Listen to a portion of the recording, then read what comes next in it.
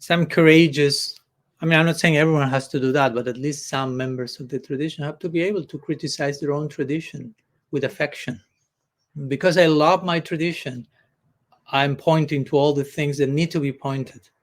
Because sometimes if we don't name and frame and point to things that need to be updated, upgraded,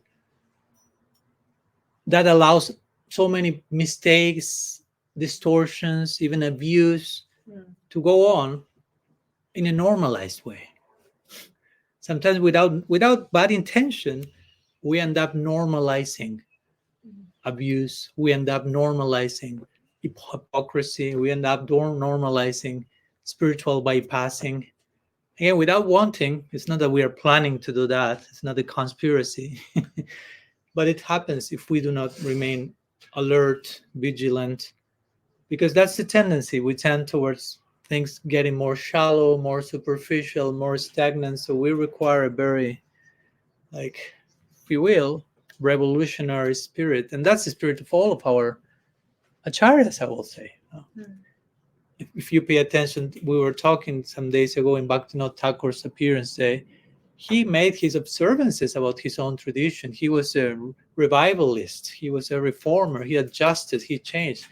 Bhaktisiddhanta Sarasvati, you want me to enter into detail about how he criticized his own tradition and started to adjust things that he felt this is a deviation from the norm? And that had a price, because it's not that everyone will praise that, will say, oh, wow, so beautiful. No, many will feel threatened by that, uncomfortable, unsettled. But someone has to say that. If you go to Christianity, I mean, Jesus was the first one to criticize his own religion, so to say, at that time, the current state of affairs. And so that's parampara, actually. Parampara is not like a lineage of passive consumers of a product, so to say. Okay. Okay. We are not consuming something in a passive way. We are actively contributing to an ever-evolving ideal. So personally, I feel, I've been put in a situation where I can hopefully offer some constructive criticism, but as a sign of my loyalty to my tradition. It's not that I'm criticizing because I'm leaving my tradition. I'm criticizing because I want to leave my tradition, not to leave going out, but to live, to be alive, and to make play of words. And sometimes the opposite can happen. Sometimes people seem to belong to a tradition to stay, but they are remaining in their tradition for the wrong reasons.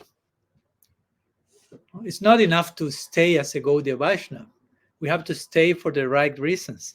Because we can stay for so many wrong reasons. We can stay for statu quo, for position, for feeling that I'm an elite that is saved, I'm higher than others, superiority complex.